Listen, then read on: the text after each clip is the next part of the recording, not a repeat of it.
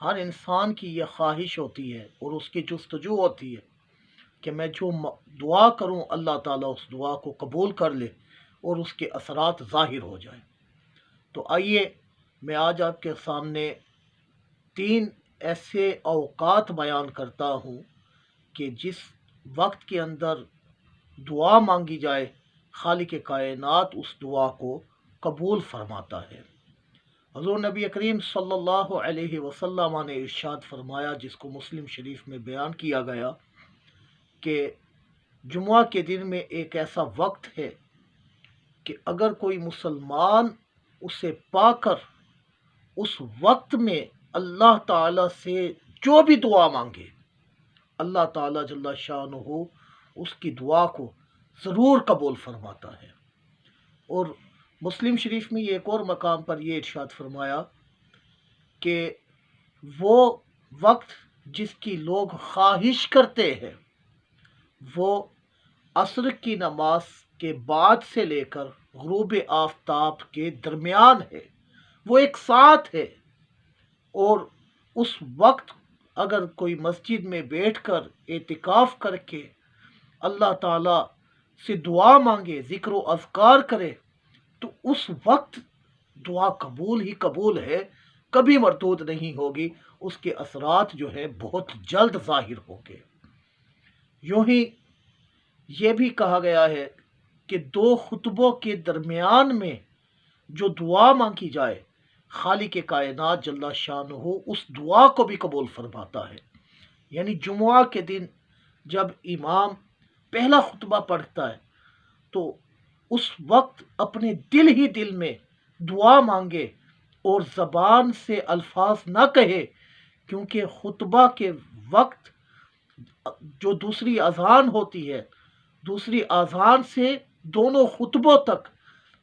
جو چیزیں نماز میں حرام ہیں وہ تمام کی تمام چیزیں اس انسان پر بھی حرام ہو جاتی ہے جو خطبہ سننے کے لیے بیٹھا ہو۔ لہذا یہاں دل میں دعا مانگی جائے، زبان سے الفاظ ادا نہ کیے جائیں۔ یوں ہی آقا کریم علیہ الصلاۃ والسلام ہمارے حال پر رحم فرمائے، ایک اور وقت ہے جس کے اندر دعا مانگی جائے اور اللہ تعالیٰ اس دعا کو قبول فرما لے، تو ایسے شخص کو چاہیے کہ وہ رات میں اٹھے۔ جب رات کو اٹھتا ہے تو حضرت عبادہ بن صامت رضی اللہ تعالی عنہ سے روایت ہے کہ نبی کریم صلی اللہ علیہ وآلہ وسلم نے ارشاد فرمایا کہ کوئی شخص رات میں قیام کرے، رات میں اٹھے اور یوں کہے، لا الہ الا اللہ وحدہ لا شریک لہ لہ الملک ولہ الحمد وہو علی کل شیء قدیر، الحمد للہ وسبحان اللہ ولا الہ الا اللہ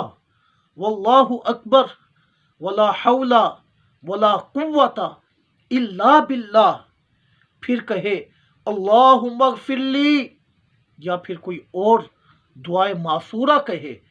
تو آقا کریم علیہ الصلاۃ والسلام نے فرمایا اس کے بعد جو بھی دعا مانگے گا اللہ جل شانہ اس دعا کو ضرور قبول فرمائے گا،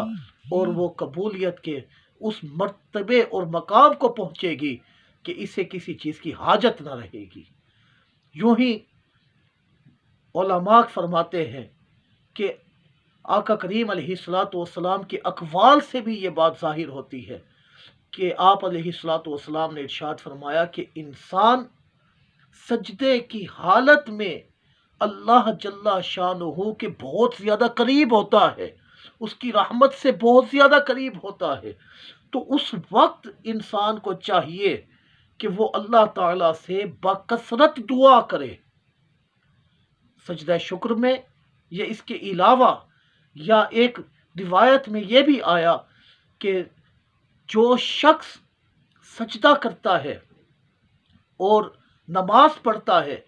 اور نماز پڑھنے کے بعد اپنی اسی جگہ سے چمٹا رہے اور دعا کرتا رہے، تو فرشتے، اللہ تعالیٰ کے فرشتے اس کی دعا پر آمین کہتے اور رب کائنات کے دربار میں سفارش پیش کرتے ہیں کہ اللہ اس کی دعا کو قبول کر لے۔ لہٰذا یہ وقت بھی دعا کی قبولیت کا ہے، اور ہمیں چاہیے کہ دعا سجدے کی حالت میں بھی کیا کریں، کیونکہ خالق کائنات کی رحمت ایسے شخص کو ڈھانپ لیتی ہے، کیونکہ انسان جب اپنی پیشانی کو زمین پر رکھ کر رب کائنات کے حضور حاضر ہو جاتا ہے تو اس وقت وہ اللہ تعالیٰ کا قرب پا رہا ہوتا ہے، اور اللہ تعالیٰ اس کی دعا کو اس وقت بھی قبول فرماتا ہے۔ یہ چند اوقات تھے جو آپ کے سامنے بیان کیے، لیکن یاد رہے کہ دعا میں یہ نہ کہا جائے کہ میں نے دعا مانگی اور میری دعا قبول نہیں ہوئی۔ نہیں نہیں نہیں، ایسا ہرگز نہ کہا جائے۔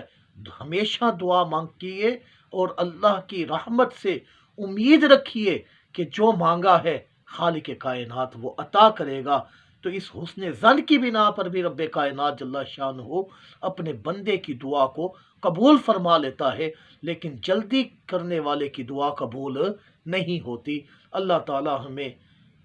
حقیقی طور پر عبادت کرنے کی سعادت بخشے۔